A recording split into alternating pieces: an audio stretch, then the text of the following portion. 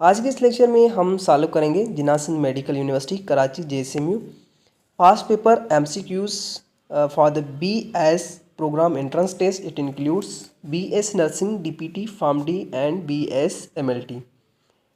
This is the part 5th. इससे पहले हमने 4 पार्ट्स अपलोड कर लिए हैं. पहले वो आप 4 पार्ट्स देखें, फिर ये पार्ट 5th देखें. ओके जो मैंने फर्स्ट 4 पार्ट्स सॉल्व करवाए हैं उसमें मैंने सिर्फ बायोलॉजी के जितने भी JSMU के पास्ट पेपर्स थे वो मैंने आपको विथ एक्सप्लेनेशन सॉल्व करवाए. और आज के 5th पार्ट में हम सॉल्व करने जा रहे हैं फिज़िक्स और केमिस्ट्री के JSMU के पास्ट पेपर्स विथ एक्सप्लेनेशन. मैं जितने भी पास्ट पेपर सॉल्व करवाता हूँ मैं विथ एक्सप्लेनेशन सॉल्व करवाता हूँ. इससे आपका कॉन्सेप्ट भी क्लियर होता है और एक तरह का रिवीजन भी हो जाता है. Okay so I am doctor Aamir Raza. अगर आप हमारे चैनल पे न्यू हैं तो हमारे चैनल को सब्सक्राइब करें, लाइक करें और दोस्तों के साथ ज़रूर से शेयर करें. Let's start. Section 20 physics. Question number 41. Velocity of sound in vacuum is. Option A 332 metre per second, option B 820 metre per second, option C 224 metre per second, option D 0. Vacuum के अंदर जो sound की velocity होती है it is the 0 because sound requires a medium to propagate. और vacuum में कोई भी मीडियम नहीं होता इसलिए वहाँ पे साउंड की वेलोसिटी 0 होती है. मीडियम कौन से रिक्वायर्ड होते हैं, जैसे सॉलिड हो गया, लिक्विड और गैस, इनमें से कोई भी मीडियम होना चाहिए for the propagation of the sound wave. और जो इसमें सॉलिड होता है, सॉलिड मीडियम होता है, उसमें साउंड की वेलोसिटी मैक्सिमम होती है. So correct option is 0. Question number 42. The SI unit of magnetic field is. Option A gauss, option B candela, option C weber per metre square, option D ampere. SI unit of magnetic field is weber per metre square. इसको हम tesla भी कहते हैं. Okay so weber per metre square is the SI unit for the magnetic field or tesla. Weber per metre square को हम कहते हैं Tesla.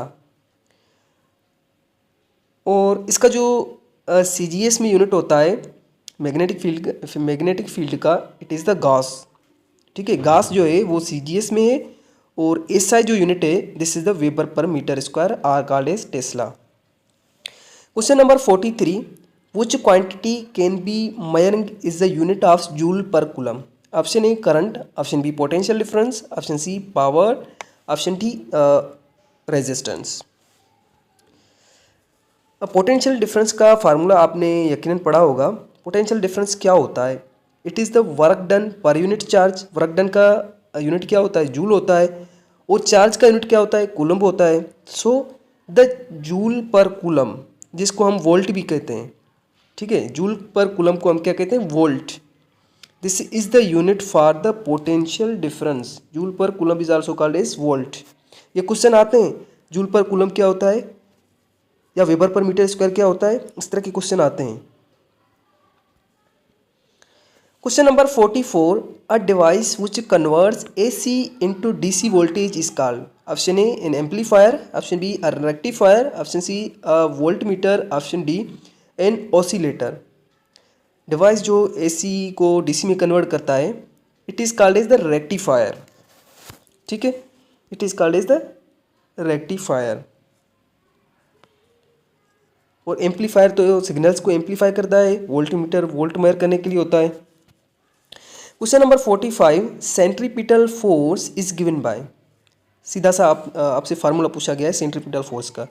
Option A mv square by R, option B mv by R, option C m square v by R, option D mv by are.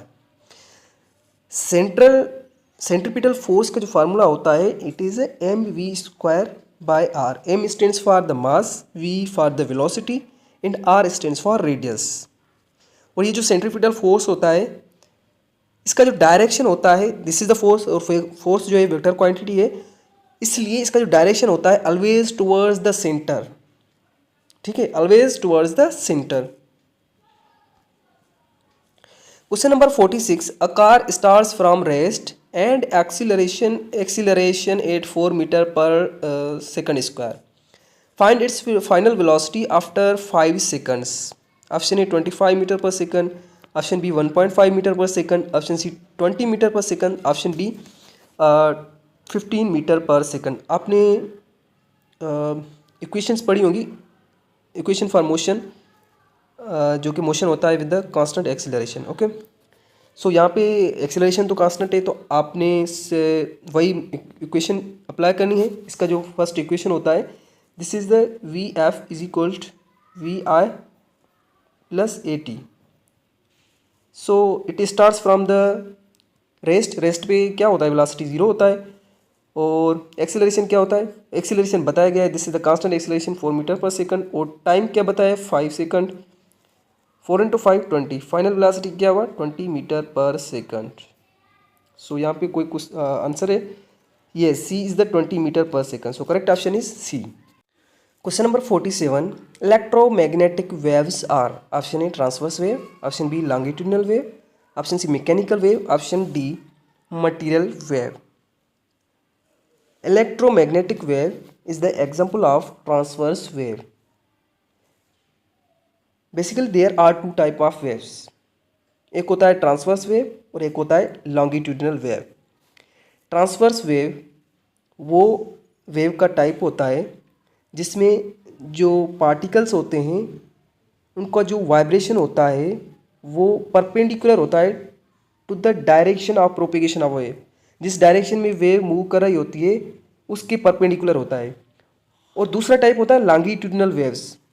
Longitudinal वो waves होती हैं जिसमें जो particles होते हैं वो सेम डायरेक्शन में वाइब्रेट कर रहे होते हैं, ऑसिलेट कर रहे होते हैं जिस डायरेक्शन में वेव मूव कर रहा होता है. Suppose this is the example of transverse wave. इसमें वेव तो इस तरफ मूव कर रही है, बट इसके जो पार्टिकल्स है, यहाँ पे जो पार्टिकल है ये अपवर्ड भी मूव कर रहा है, डाउनवर्ड भी मूव कराए. तो इसका जो मूवमेंट का डायरेक्शन है ये परपेंडिकुलर है इसके वेव के डायरेक्शन के जिसमें वो वेव मूव कर रही है. और लॉन्गिट्यूडनल वेव में क्या होता है, ये जो पार्टिकल है, सपोज करें दिस इज अ पार्टिकल, ये इस तरह मूव कर रहा होता है, इस तरह वाइब्रेट कर रहा होता है. ठीक है, इसका जो वाइब्रेशन होता है, ऑसिलेशन होता है, ये सेम डायरेक्शन में होता है. Suppose this wave is move in this direction. ठीक है, so this are basically two types of waves. So longitudinal wave का जो एग्जांपल होता है साउंड वेव होता है, और electromagnetic wave or light wave. This is the example of transverse wave.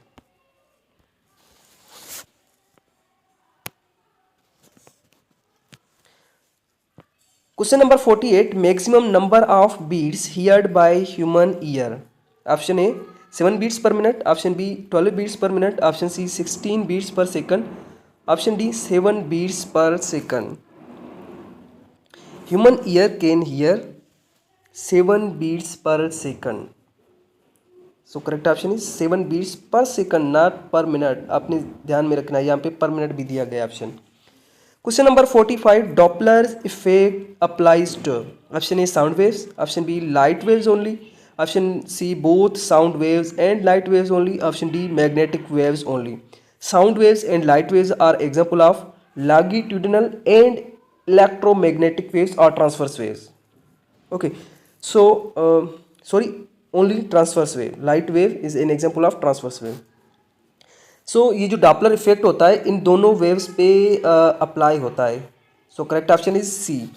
Basically Doppler effect क्या होता है, it describes the change in frequency for both sound and light waves due to the relative motion between source and observer. Source and observer के relative motion की वजह से जो effect आता है फ्रीक्वेंसी के अंदर in both type of the wave, sound and light wave. This is called the Doppler effect. Simple. Question number 50. Loudness of the sound is. Option A inversely proportional to amplitude, option B directly proportional to amplitude, option C inversely proportional to frequency, option D directly proportional to frequency.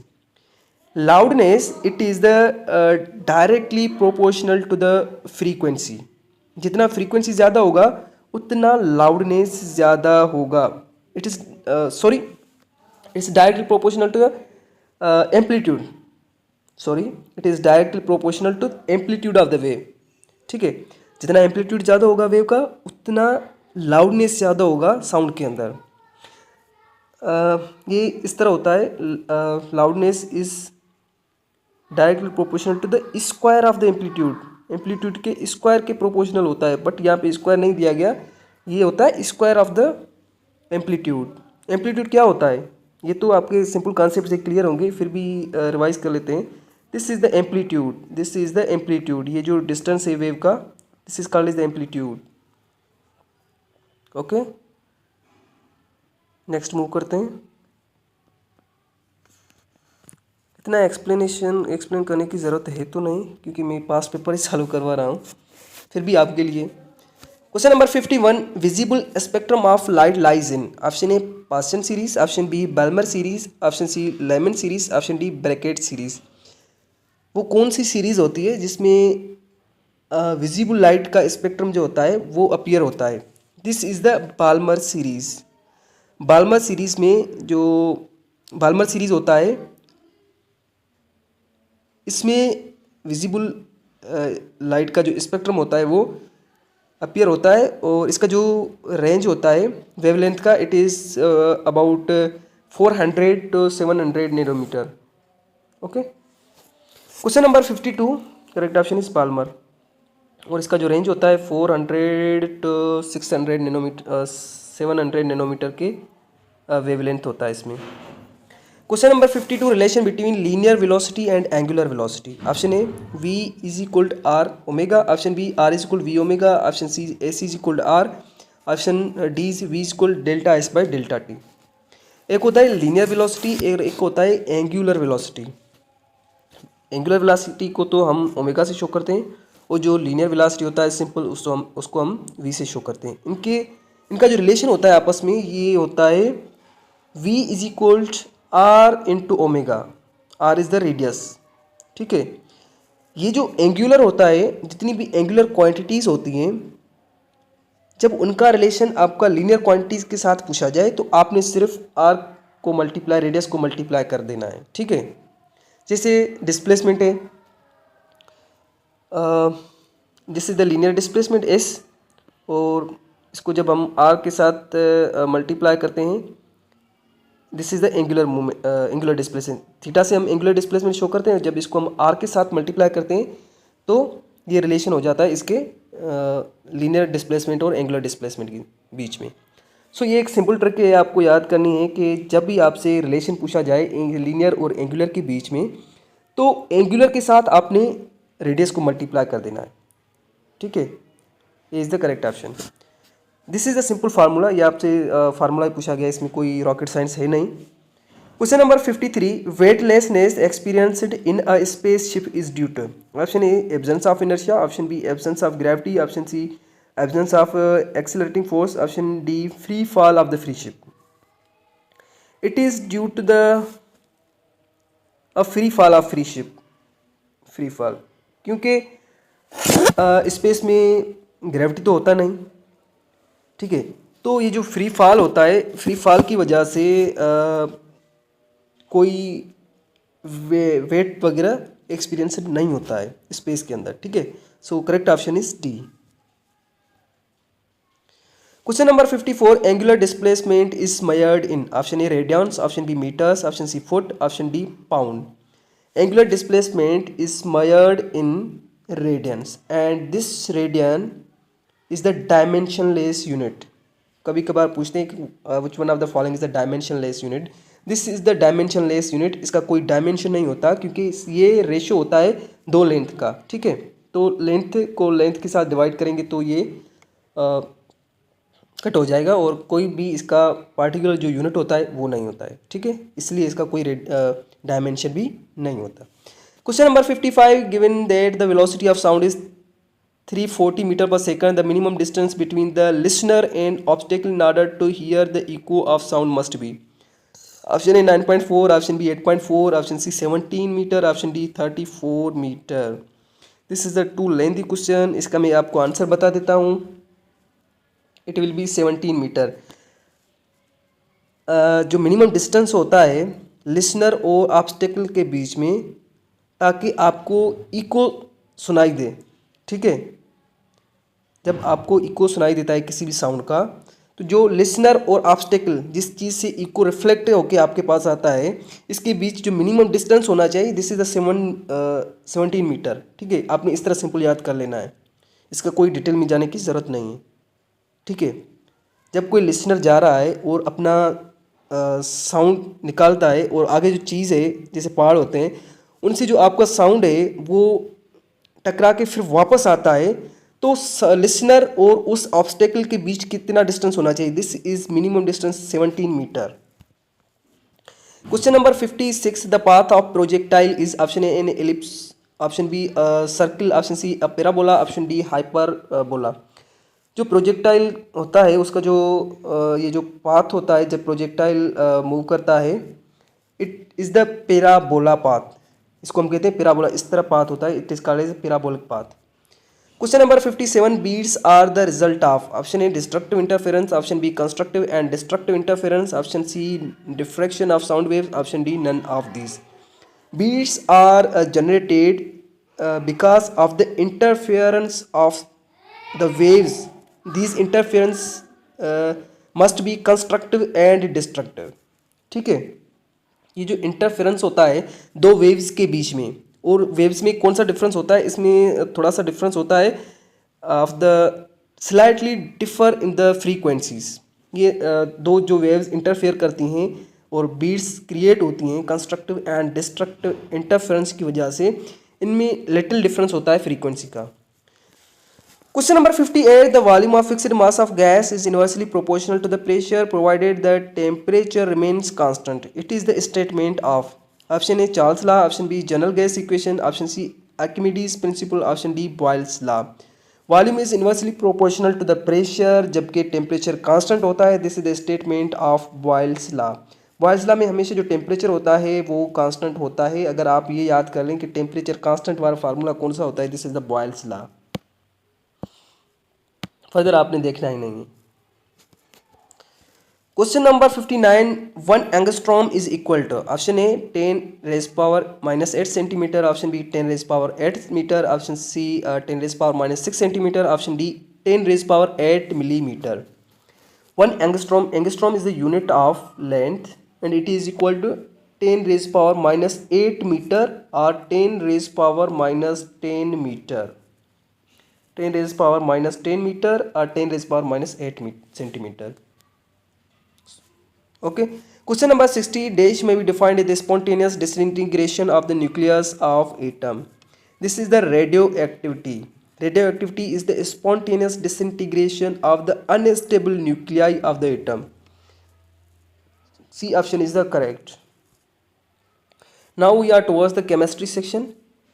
61 question is, how many grams of NaCl are required to completely neutralize 100 ml of 1 molar solution of H2SO4? It requires 40 grams. इसके लिए आपको equation बनाना पड़ेगा, फिर आपने उसके मोल निकालने पड़ेंगे, और फिर सिंपल आपने इसका एक शॉर्ट ट्रिक होता है बट मैं इस वीडियो में नहीं बता सकता। ठीक है, ये बहुत लंबा हो जाएगा वीडियो। इसका करेक्ट ऑप्शन है 40। आपने फर्दर इस पर रिसर्च करनी है कि ये करेक्ट क्यों आता है, और वैसे भी आप इस तरह के सॉल्व कर रहे होंगे। Question number 62, energy can neither be created nor be destroyed but can be transferred and transform, this law is known as, option A law of conservation of energy, option B law of conservation of mass, option C law of conservation of momentum, option D law of thermodynamics. Energy can neither be created nor be destroyed, it is can be transformed, this is the statement of law of conservation of energy, or it is also called as first law of thermodynamics. Okay, ये law of conservation of energy और law of thermodynamic ये same चीज़ है, but इस पे इसका जो most important है, this is the law of thermodynamic. Law of thermodynamic को ही हम बोलते हैं law of conservation of energy. So correct option is law of thermodynamic. Question number 63, the fat soluble vitamin is, fat soluble vitamin को आप इस तरह याद रख सकते हैं, कीड़ा। कीड़ा देखा है आपने, KEDA, vitamin K, vitamin E, vitamin D and vitamin A, these all vitamins are the fat soluble vitamin। यहाँ पे देखें ऑप्शन कोई है, this vitamin A is the fat soluble vitamin। Question number 64. The number of atoms of nitrogen represented in the formula of NH4NO is option A 1, option B 2, option C 3, option D 4. ये जो formula है, this is the formula of ammonium nitrite, ammonium nitrite, and the correct option is B. यहाँ पे दो ही nitrogen atoms हैं। Question number 65. A solution which tends to resist small change in the pH. It is option A acidic solution, option B basic solution, option C buffer solution, option D neutral solution. जो solution resist करता है change को in the pH, it is a buffer solution. और biology के अंदर water जो है buffer के तौर पर काम करता है। Question number 66. Corrosion of a metal produces option A chloride, option B sulphate, option C nitrite, option D oxide. जो मेटल का कोरोजन होता है ये प्रोड्यूस करता है ऑक्साइड। जैसे आयरन का लोहा जो है उसका कोरोजन होता है, उसको रस्ट लग जाता है। Basically this is the iron oxide. ये जो रस्ट होता है, रस्ट बेसिकली आयरन पे होता है, it is the iron oxide. ये ऑक्साइड होता है। जितने भी मेटल्स होते हैं उनको उनका जो कोरोजन होता है, this is their oxides. Copper oxide, iron oxide जितने भी होते हैं उनके साथ ऑक्साइड लग जाता है, ऑक्साइड बनाते हैं ये। Question number 67. Isotopes differ in option A proton number, option B neutron number, option C atomic number, option D electron number. Isotopes are the atoms have the same atomic number but have atomic number mean proton but they differ in the neutron. Neutron में differ करते हैं। Okay, so correct option is P. Question number 68. Rutherford discovered that the nucleus of an atom has dash charge. Option A no, option B negative, option C positive, option D very less. तो Rutherford ने एक experiment किया था जिसका नाम था gold foil experiment, और इसके थ्रू इसने कंफर्म किया था, ऑब्जर्व किया था कि जो न्यूक्लियस के अंदर चार्ज होता है it is the positive charge, और it is due to the presence of protons inside the nucleus and neutrons जो कि न्यूट्रल होते हैं, उन पे कोई चार्ज होता नहीं है इसलिए। Question number 69. Complete the reaction given below. Sodium chloride is reacting with ammonium bicarbonate and it forms sodium bicarbonate and ammonium chloride. So correct option is A sodium bicarbonate. यहाँ पे इस तरह होता है, जो सोडियम होता है उस पर चार्ज होता है पॉजिटिव और जो क्लोरीन होता है उस पर होता है नेगेटिव, और इस ये रिएक्ट कर रहा है ammonium NH4 positive pay, NH4 पे होता है पॉजिटिव चार्ज, और HCO3 this is the carbonate ion and इस पे होता है नेगेटिव चार्ज। ये रिएक्ट करता है इसके साथ, ये बनाता है सोडियम बाइकार्बोनेट, और ये इसके साथ रिएक्ट करता है और बनाता है sodium ammonium chloride. Okay, this is a quite simple. So correct option is sodium bicarbonate. Question number 70. Elements of a same group have option A same size, option B same reactivity, option C same chemical properties, option D same physical properties. जितने elements होते हैं same group के, these have the same chemical properties. ये क्यों होता है same property? ये इसलिए होता है कि जितने भी सेम ग्रुप के एलिमेंट्स होते हैं उनके पास सेम नंबर होता है वैलेंस इलेक्ट्रॉन का, इस वजह से इनके पास सेम केमिकल प्रॉपर्टीज होती हैं। Okay, question number 71. By standard temperature we mean option A 0 centigrade, option B 293 centigrade, option C 35 centigrade, option B 273.16 kelvin. जो स्टैंडर्ड टेम्परेचर होता है उसको हम मेजर करते हैं बाय द केल्विन। ओके, जो कि हम जितनी भी कैलकुलेशन होते हैं उनमें हम केल्विन ही टेम्परेचर यूज़ करते हैं, और ये एक ऐसा यूनिट है टेम्परेचर का। ओके, सो जो 0 सेंटीग्रेड होता है ये इक्वल होता है 273.16 केल्विन। ठीक है, जब आपको टेम्परेचर सेंटीग्रेड में दिया जाए तो आपने प्लस कर देना है उस गिवन टेम्परेचर के साथ 273.16। ठीक है, तो आपका केल्विन में कन्वर्ट हो जाएगा। Question number 72. What rays are emitted from cathode and move in the straight line towards anode? Option A cathode rays, option B anode rays, option C X rays, option D beta rays. These are the cathode rays. और cathode rays basically these are the electrons जो कि emitted होते हैं from the cathode और travel करते हैं in the straight line towards the anode. So these are the cathode. Correct option is A. 73. The elements of group second A are called as? Option A metalloids, option B non metals, option C alkaline earth metals, option D transition metals.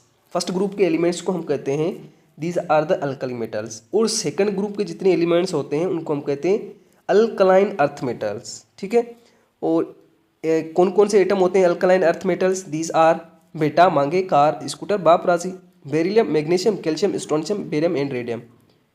This is the short mnemonic to memorize these elements. Okay, beryllium, magnesium, calcium, strontium, barium and radium. Alkaline earth metals. Question number 70. 80 gram of bromine gas have the same number of molecule as? 80 gram of bromine का जो molecular mass है, molar mass जो bromine का है, it is 160 ग्राम। मतलब 80 ग्राम जो है it is a half mole. ठीक है, और हाफ मोल में कितने नंबर ऑफ मॉलिक्यूल्स होते हैं? 6.02 इंटू 10⁻23 के हाफ होते हैं। तो ये सेम होंगे 0.5 मोल ऑफ नाइट्रोजन ऑक्साइड। ठीक है, so C option is the correct. 0 mole में तो कांस्टेंट नंबर होता है मॉलिक्यूल का, जैसे ब्रोमीन है, ब्रोमीन का एक मोल जो है 6.02 इंटू 10⁻23 मॉलिक्यूल्स होंगे इसके अंदर। क्योंकि ये हाफ मोल है तो इस नंबर का हाफ होगा, तो सेम में से किसी और मॉलिक्यूल के हाफ मोल के अंदर सेम नंबर होगा मॉलिक्यूल का। Okay, so question number 75. The particles of gas can be described as? Option A only moving outwards in direction, option B vibrating about fixed position, option C rising upwards, option D moving randomly in all direction. So जितने particles होते हैं gas के, ये तो कहते हैं कि हमें तो बस घूमना ही है, इधर उधर जाना है, हम तो आज़ाद हैं। ठीक है, सो जितने भी पार्टिकल्स होते हैं ये इस तरह रेंडमली मूव करते हैं किसी भी डायरेक्शन में, और ये शो करते हैं कि इनका जो अट्रैक्शन होता है आपस में बहुत वीक होता है। 76 क्वेश्चन है, वो जो quantities are conserved in all oxidation reduction reactions. यहाँ पे कवर्ड है, कंजर्व्ड होगा। Option A charge only, option B mass only, option C both charge and mass, option D neither charge nor mass. तो oxidation और reduction reaction में जो चीज़ constant रहती है, these are the both charge and mass. बस charge जो होते हैं इलेक्ट्रॉन एक से दूसरे पे जाते हैं, तो ये होता है ऑक्सीडेशन, जिससे जो कि इलेक्ट्रॉन लॉस करता है, और रिडक्शन होता है इलेक्ट्रॉन गेन करना। ठीक है, और चार्ज तो न्यूट्रलाइज हो गया, मतलब जितना उधर गया उतना ही वहाँ से आया, और ये जो मास होता है वो तो ऐसे ही कांस्टेंट रहेगा। So both charge and mass are conserved in the oxidation reduction reaction. Question number 77. A charge which involves breaking and making of new bonds is called? Change है यहाँ पे। A change which involves breaking and making of new bonds, it is called as? Option A chemical change, option B ordinary change, option C permanent change, option D physical change. It is the chemical change. Chemical change chemical reaction होता है। Chemical reaction में क्या होता है? एक bond होता है, वो टूटता है, वो नए बांड बनते हैं। Question number 78. Diver at the deep of 40 meters breathe air at pressure. Option A 4 times, option B 101 times, option C less than 5 times, option D 5 times. जो 40 मीटर पे डेप्थ में प्रेशर होता है, it is about 5 atmospheric pressure. Normal जो atmospheric pressure होता है at the sea level, it is 1 atmosphere. हम जितना नीचे जाएंगे उतना प्रेशर इंक्रीज होता जाएगा, और 40 मीटर पे जो प्रेशर होता है it is 5 atmosphere. So it becomes 5 times to the atmospheric pressure at the sea level. Sea level पे जितना होता है उसका 5 टाइम्स हो जाता है। ठीक है, और ये जो टेम्परेचर होता है अपवर्ड जब हम मूव करते हैं तो वहाँ टेम्परेचर कम होता जाता है। Question number 79. In alkane hydrocarbon chain cyclization would result in the formation of? Option A alicyclic compound, option B aromatic compound, option D ether, option D aldehyde. जितने अल्केन होते हैं हाइड्रोकार्बन, ये जब साइकिल बनाते हैं, एक साइकिलाइज्ड होते हैं, they form the alicyclic compound, not aromatic, they form the alicyclic. These are the saturated hydrocarbon alkane, और ये एलिसाइक्लिक कंपाउंड बनाते हैं। Question number 80. 1 gram of fat yield energy? 1 gram of fat yield energy. Option A 6 kilo calorie, option B 8 kilo calorie, option C 9 kilo calorie, option D 15 kilo calorie. Fat give 9 kilo calorie per gram of energy, and it is high, it is very high as compared to the carbohydrate and protein which give 4 kilo calorie. Okay, so उम्मीद करते हैं आपको ये lecture अच्छे से समझ आया होगा। ملتے ہیں اگلی ویڈیو میں، تب تک کے لیے اللہ حافظ۔